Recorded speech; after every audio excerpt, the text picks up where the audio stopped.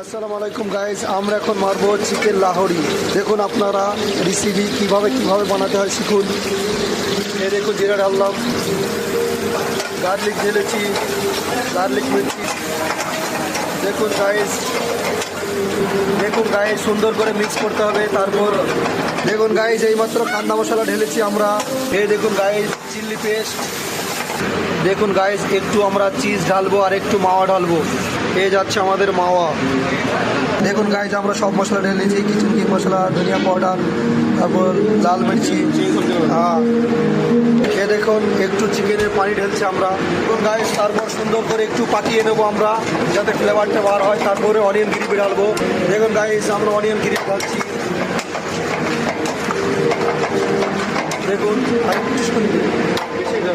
পানি দিন। আমরা চিকেন ঢেলেছি গাইস। দেখুন আপনারা চিকেনটা সরি ভুলে গেলাম ডালতে। দেখুন চিকেনটাকে ডিমের সাথে অয়েলে ফ্রাই করে নিয়েছি, তারপর ঢাললাম। বুঝতে পারছেন? দেখুন গাইস এইমাত্র আমরা ঢালছি, পরিষেন বলে ঢাললাম এইমাত্র। দেখুন গাইস আন্ডা গার্নিশিং।